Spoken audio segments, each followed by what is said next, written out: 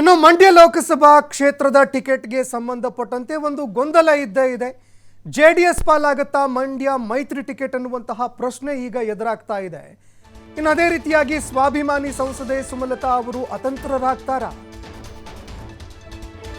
Ticket ಸಿಗದೆ ಅವರು ಅತಂತ್ರರಾಗ್ತಾರಾ ಅನ್ನುವಂತಹ ಒಂದು ಪ್ರಶ್ನೆ ಕೂಡ ಎದುರಾಗ್ತಾ ಇದೆ. ಈಗಾಗಲೇ ಕಾಂಗ್ರೆಸ್ಸಿಗರ ಟಾರ್ಗೆಟ್ ಕೂಡ ಆಗಿದ್ದಾರೆ. ರೆಬೆಲ್ ಲೇಡಿ ಕಾಂಗ್ರೆಸ್ ಪಕ್ಷದ ಒಂದು ಟಾರ್ಗೆಟ್ ಕೂಡ ಆಗಿದ್ದಾರೆ. ಬಿಜೆಪಿ ಟಿಕೆಟ್ ಮಿಸ್ ಆಗಿದ್ದೆ ಆದರೆ ಕಮಲ ಪಾಳಯದಿಂದಲೂ ಕೂಡ ಅಂತರ ಆಗುವಂತಹ ಸಾಧ್ಯತೆ ಇದೆ. ಕಮಲ ಪಕ್ಷದಿಂದಲೂ ಕೂಡ ಅವರು ಹೊರಬೀಳುವಂತಹ ಸಾಧ್ಯತೆ ಇದೆ. ಮೈತ್ರಿ ಧರ್ಮ ಪಾಲನೆ ವಿಚಾರದಲ್ಲೂ ಕೂಡ ಸುಮಲತಾ ಅವರು ತಟಸ್ಥರಾಗಲಿದ್ದಾರೆ. ಇನ್ನು ಜೆಡಿಎಸ್ ಜೊತೆಗಿನ ವೈರತ್ವವನ್ನ ಮರೆತು ಪ್ರಚಾರ ಮಾಡುವಂಥದ್ದು ಕೂಡ ಡೌಟು. ಜೆಡಿಎಸ್ನ ಜೊತೆಯಲ್ಲಿ ನಿರಂತರವಾಗಿ ಒಂದು ವೈರತ್ವ ಇತ್ತು, ವಾಕ್ಸಮರ ನಡೀತಾ ಇತ್ತು. ಇದನ್ನೆಲ್ಲ ಪಕ್ಕಕ್ಕೆ ಇಟ್ಟು ಪಕ್ಷದ ಪರವಾಗಿ ಪ್ರಚಾರ ಮಾಡುವಂಥದ್ದು ಡೌಟು. ಮೈತ್ರಿ ಟಿಕೆಟ್ ಜೆಡಿಎಸ್ ಪಾಲಾಗಿದ್ದೆ ಆದರೆ ಸುಮಲತಾ ತಟಸ್ಥರಾಗುವಂತಹ ಸಾಧ್ಯತೆ ಇದೆ ಅಂತ ಹೇಳಲಾಗ್ತಾ ಇದೆ. ಇನ್ನವರು ಲೋಕಸಭೆ ಚುನಾವಣೆಯಲ್ಲಿ ಸ್ಪರ್ಧೆ ಮಾಡ್ತಾರೋ ಇಲ್ವೋ ಅನ್ನುವಂತಹ ಪ್ರಶ್ನೆ ಈಗಲೂ ಕೂಡ ಕಾಡ್ತಾ ಇದೆ. ಒಂದು ವೇಳೆ ಅವರು ಸ್ಪರ್ಧೆ ಮಾಡದೇ ಇದ್ದರೆ, ಟಿಕೆಟ್ ಸಿಗದೇ ಇದ್ದರೆ, ಆ ಸಂದರ್ಭದಲ್ಲಿ ಪ್ರಚಾರವನ್ನು ಕೂಡ ಮಾಡದೆ ಅವರು ಮೌನವಾಗುವಂತಹ ಸಾಧ್ಯತೆ ಇದೆ, ತಟಸ್ಥರಾಗಿ ಉಳಿಯುವಂತಹ ಸಾಧ್ಯತೆ ಇದೆ ಅಂತ ಹೇಳಲಾಗ್ತಾ ಇದೆ. ಇನ್ನು ಮತ್ತೊಂದೆಡೆಯಲ್ಲಿ ಲೋಕಸಭೆ ಚುನಾವಣೆ ಹತ್ತಿರ ಬರ್ತಾ ಇದೆ.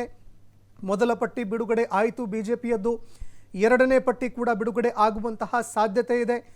ಎರಡನೇ ಪಟ್ಟಿಯಲ್ಲಿ ಕರ್ನಾಟಕದ ಪಟ್ಟಿ ಕೂಡ ಬಿಡುಗಡೆ ಆಗುವಂತಹ ಸಾಧ್ಯತೆ ಇದೆ. ಇದೇ ಕಾರಣಕ್ಕಾಗಿ ಮಂಡ್ಯ ಕ್ಷೇತ್ರಕ್ಕೆ ಸಂಬಂಧಪಟ್ಟಂತೆ ಮಂಡ್ಯ ಲೋಕಸಭಾ ಕ್ಷೇತ್ರ ಜೆಡಿಎಸ್ಗೆ ಒಲಿಯಬಹುದು ಅಂತ ಹೇಳಲಾಗ್ತಾ ಇದೆ. ಇನ್ನು ನಿರಂತರವಾಗಿ ಮಂಡ್ಯ ಲೋಕಸಭಾ ಕ್ಷೇತ್ರನೇ ಬೇಕು ಅಂತ ರೆಬೆಲ್ ಸಂಸದೆ ಸುಮಲತಾ ಅವರು ಪಟ್ಟು ಹಿಡಿದಿದ್ರು. ಹಾಗಾದರೆ ಒಂದು ವೇಳೆ ಲೋಕಸಭೆ ಕ್ಷೇತ್ರಕ್ಕೆ ಮಂಡ್ಯ ಟಿಕೆಟ್ ಸಿಗದೆ ಆದರೆ ಆ ಸಂದರ್ಭದಲ್ಲಿ ಏನು ಮಾಡ್ತಾರೆ ಅನ್ನುವಂತಹ ಪ್ರಶ್ನೆ ಕೂಡ ಕಾಡ್ತಾ ಇತ್ತು. ಒಂದು ವೇಳೆ ಜೆಡಿಎಸ್ ಪಾಲಾಗಿದ್ದೆ ಆದರೆ ಅವರು ಪ್ರಚಾರ ಮಾಡುವಂಥದ್ದು ಬಹುತೇಕ ಡೌಟು ಅಂತ ಹೇಳಲಾಗ್ತಾ ಇದೆ. ಇನ್ನು ಮಂಡ್ಯ ಲೋಕಸಭಾ ಕ್ಷೇತ್ರದಲ್ಲಿ ಅವರು ತಟಸ್ಥರಾಗಿ ಉಳಿಯುವಂತಹ ಸಾಧ್ಯತೆಗಳೇ ಹೆಚ್ಚು ಅಂತ ಹೇಳಲಾಗ್ತಾ ಇದೆ. ಇತ್ತ ಕಾಂಗ್ರೆಸ್ ಪಕ್ಷಕ್ಕೂ ಕೂಡ ಹೋಗೋ ಹಾಗಿಲ್ಲ, ಕಾಂಗ್ರೆಸ್ ಪಕ್ಷದಿಂದ ಅಂತರವನ್ನೇ ಕಾಯ್ದುಕೊಂಡಿದ್ರು. ಅದೇ ರೀತಿಯಾಗಿ ಸ್ಥಳೀಯ ಕಾಂಗ್ರೆಸ್ ನಾಯಕರ ಕೆಂಗಣ್ಣಿಗೂ ಕೂಡ ಗುರಿಯಾಗಿದ್ದರು. ಹೀಗಾಗಿ ತಟಸ್ಥರಾಗಿ ಉಳಿಯುವಂತಹ ಸಾಧ್ಯತೆ ಇದೆ. ಲೋಕಸಭಾ ಟಿಕೆಟ್ ಕೈ ತಪ್ಪುವಂತಹ ಸಾಧ್ಯತೆ ಇದೆ ಅಂತ ಕೂಡ ಹೇಳಲಾಗ್ತಾ ಇದೆ.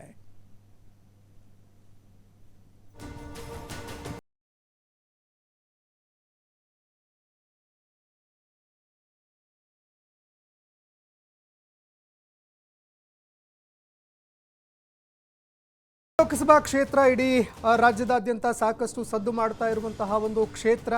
ಕಳೆದ ಬಾರಿ ಲೋಕಸಭೆ ಚುನಾವಣೆಯಲ್ಲೂ ಕೂಡ ಮಂಡ್ಯ ಲೋಕಸಭಾ ಕ್ಷೇತ್ರ ರಾಜ್ಯ ರಾಷ್ಟ್ರಮಟ್ಟದಲ್ಲೂ ಕೂಡ ಸದ್ದು ಮಾಡಿತ್ತು. ಮಂಡ್ಯ ಸಂಸದೆ ಸುಮಲತಾ ಅವರು ಕಳೆದ ಬಾರಿ ಪಕ್ಷೇತರರಾಗಿ ನಿಂತು ಗೆದ್ದಿದ್ರು. ಆದರೆ ಈ ಬಾರಿ ಪಕ್ಷದ ಅಡಿಯಲ್ಲಿ ಚುನಾವಣೆಗೆ ಸ್ಪರ್ಧೆ ಮಾಡಬೇಕು ಅನ್ನುವಂತಹ ಇಂಗಿತ ವ್ಯಕ್ತಪಡಿಸಿದರು. ಬಿಜೆಪಿಗೂ ಕೂಡ ಸಪೋರ್ಟ್ ಮಾಡುವಂತಹ ಕೆಲಸವನ್ನು ಮಾಡಿದರು. ಬಿಜೆಪಿಯ ಟಿಕೆಟ್ ಸಿಗುವಂತಹ ನಿರೀಕ್ಷೆಯನ್ನು ಸಾಕಷ್ಟು ಇಟ್ಕೊಂಡಿದ್ರು.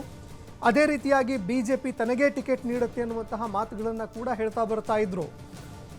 ಒಂದು ವೇಳೆ ಟಿಕೆಟ್ ನೀಡದೇ ಇದ್ದಾಗ ಏನು ಮಾಡ್ತೀರಿ ಅನ್ನುವಂತಹ ಪ್ರಶ್ನೆಗೆ ಅವರು ಮೌನವಾಗಿದ್ದರು. ಅನೇಕ ಸಂದರ್ಭದಲ್ಲಿ ಅದಕ್ಕೆ ಸಂಬಂಧಪಟ್ಟಂತೆ ಬಿಜೆಪಿ ಹೈಕಮಾಂಡ್ ಎಲ್ಲವನ್ನ ನಿರ್ಧಾರ ಮಾಡುತ್ತೆ ಅಂತ ಬಿಜೆಪಿ ಹೈಕಮಾಂಡ್ ಮೇಲೆ ಸಾಕಷ್ಟು ನಿರೀಕ್ಷೆ ಕೂಡ ಇಟ್ಕೊಂಡಿದ್ರು. ಆದರೆ ಇದೀಗ ಲೋಕಸಭೆ ಕ್ಷೇತ್ರಕ್ಕೆ ಸಂಬಂಧಪಟ್ಟಂತೆ ಮಂಡ್ಯ ಲೋಕಸಭಾ ಕ್ಷೇತ್ರದಲ್ಲಿ ಬಿಜೆಪಿಗೆ ಟಿಕೆಟ್ ಸಿಗತ್ತೆ ಅಂತ ಹೇಳಲಾಗ್ತಾ ಇದೆ. ಒಂದು ವೇಳೆ ಬಿಜೆಪಿಗೆ ಜೆಡಿಎಸ್ಗೆ ಟಿಕೆಟ್ ಸಿಕ್ಕಿದ್ದೆ ಆದರೆ ಆ ಸಂದರ್ಭದಲ್ಲಿ ಮಂಡ್ಯ ಸಂಸದೆ ಸುಮಲತಾ ಏನು ಮಾಡ್ತಾರೆ ಅನ್ನುವಂತಹ ಪ್ರಶ್ನೆ ಎದುರಾಗ್ತಾ ಇತ್ತು. ಆದರೆ ಮಂಡ್ಯ ಸಂಸದೆ ತಟಸ್ಥವಾಗಿ ಉಳಿಯಲಿದ್ದಾರೆ ಅನ್ನುವಂತಹ ಮಾತುಗಳು ಕೇಳಿಬರ್ತಾ ಇದೆ.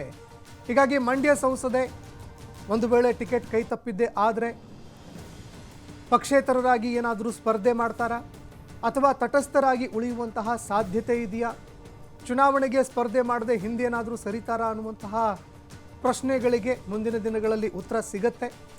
ಬಿಜೆಪಿಯ ಎರಡನೇ ಪಟ್ಟಿ ಬಿಡುಗಡೆ ಆದ ಬಳಿಕ ಎಲ್ಲವೂ ಕೂಡ ಕ್ಲಿಯರ್ ಆಗುವಂತಹ ಸಾಧ್ಯತೆ ಕೂಡ ಇದೆ.